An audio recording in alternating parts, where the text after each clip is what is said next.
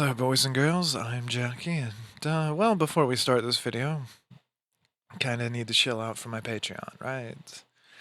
It's the best place you can go to actually support the show, the foundation behind us, and all of the crazy stuff that we plan to do in the future. There's various other donation links that you can send me. But anyways, on to the rest of the feature. Well, hi guys. I'm supposing you're wondering about all the crazy shit going on in the world today. All the crazy news and that shit politics and whatnot. Well, I hate to tell you this, but apparently it's became 2014 all over again with GamerGate trending. And of course, well, I say trending. It's not on the trending page of Twitter right now. However, more people are talking about Gamergate than most of the trends on fucking Twitter. And the only thing beating it out's bloodbath, and that is literally people dunking on journos. But I digress. The whole issue of Gamergate in 2014 actually boils down to a simple concept of you cannot trust journalists. There is too much involvement and too much lies, deceit, and ambition within the games industry, destroying a once true pastime of meritocracy. You see, for an actual gamer, we don't give a shit what your sexuality, what your orientation, what your gender is. Generally, we just want to have fun, enjoy a good story, and escape from the world for a little bit. Is that way too much to ask? Well, I suppose so. So, I'm guessing you remember who Matt Walsh is. Matt Walsh is a person that has simultaneously constantly lambasted gamers as, well, a lot of things. The man, in very recent of memory, has complained, said that we're harmful and shit like that. And yet, for some reason, has come out to bat for us gamers. Oh wait, has he? It seems to me that all of this is just lambasted for fake outrage points in order to get more people to watch his shitty government psyop of a media site. Yeah, don't even get me started on this shit. I should be playing the drums leak DMs behind me.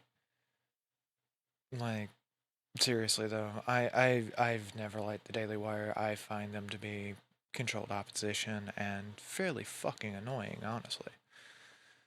Because they don't speak for anything that I believe in or even trust. And generally, my interactions with Grums has been fairly nice. I've even played the game that he has in development, Ember, which it wasn't much, but it was kind of cool. So, now that we've gotten the condemnation of somebody I really don't have much of a like for, Mr. Matt Walsh, and politely, I don't like him. That doesn't mean I'm going to just sit here and attack him all day. I'm going to talk about where this began. This began with a Steam curation group, believe it or not, that just listed all of the games that Sweet Baby Inc., a narrative company, was involved in writing for. This narrative company then started an attack campaign on Cabrutus? Is that how we say it? Cabrutus? Yeah, Cabrutus. This is every social media, including trying to get the Steam curation group taken down for being, what was it, hateful. Leading to, well, mass information becoming out about Sweet Baby Inc., including a video that I have spent the better part of an hour looking for, and we all know how lazy Jackie is, where the CEO, or whatever the fuck she is, of Sweet Baby Inc. was saying about how you get your narrative decisions into video games. This is what perked my ears in it originally. Because she said that if you couldn't get it through via the devs and writers, well, you went to their HR, or you started attacking their marketing teams. You know, you gotta make it make money, right? That's how this goes. It's all a money game. And at the end of the day, well, It's one of the greatest things ever. Finally, we get to the most important part of this video. Well, sorta.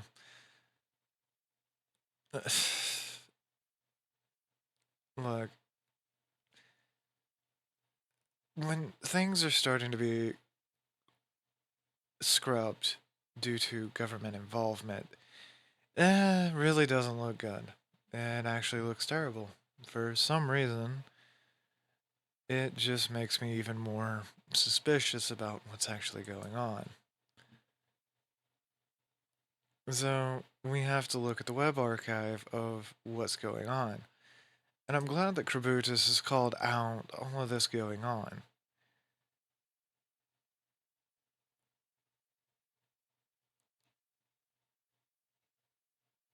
But as you can see, it's a collection of who's who people. Some of which I know names of, some of which I don't know as much names of. And you know, as per usual,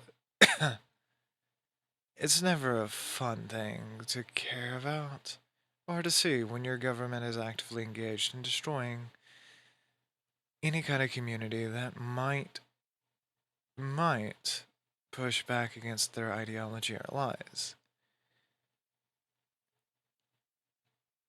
But you know, that's just how it is, I suppose. All of these pages will be scrubbed, of course, because, well, there's a lot of scare, a lot of fear, and a lot of deeply entrenched ideas that I don't think people understand. You see?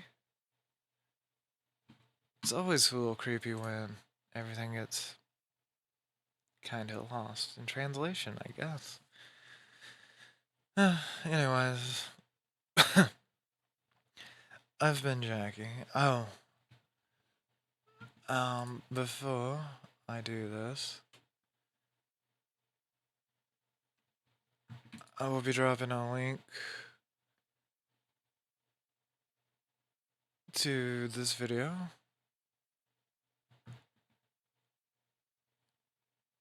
In my, well, in any place this video is allowed to go, because I can already tell you that it's not going to go on YouTube. Please check it out. It goes a lot further in detail with the connections and stuff that is going on with the GamerGate2. Anyways, I've been Jackie. I love you all, mean it. There are several ways to donate to me. It does help. Currently, we're trying to save money to build a few more computers because, let's face it, I'm running a computer from, well, before GamerGate1. Anyways, love you all, mean it. Bye. One of the many interesting things to come out of GamerGate in the last little bit is the fact that, well, it has been found that DHS, DOJ, and DOD money is being used to fund finding extremists in gaming. And as with any government system, which lends or grants money into organizations, well, I'm going to tell you this right now. Generally, they find the problem and throw more money at it. You remember when the ADO found 200 fucking fascists on Steam? And used that for a reason to get more funding to find more fascists on Steam, despite the fact them making up a very small number of accounts that even exist? Yeah. It's almost like this is the whole tolerance paradox all over again, or something. As for my buddy Grums, well, I say buddy, loosely interchangeable. He's actually a pretty good guy, or a cool guy, even if I disagree with his naval posting sometimes. Gamers are not terrorists. All these programs launched in the span of a week after Sweet Baby Inc. and funded by the ADL, US, Canadian, and UN terrorism or anti-terrorism is extremely disturbing. I asked why. Why now? Why terrorism? Why election monitoring? Why? Well, that's very simple. It is often cited that gamers and 4chan are the reason that Donald Trump got elected in the first place. It is also often cited that gamers and or actual internet users tend to lean more heavily libertarian in their thought processes, meaning that the Orwellian control of the current state of government is rather distasteful and not well liked. But beyond that, there's several other things going on in the world that could lead to these problems. Like, I don't know, maybe they're just looking for a reason to arrest everybody.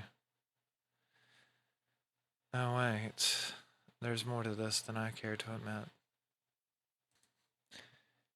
6 eighth graders face criminal charges over hateful and racist online chat.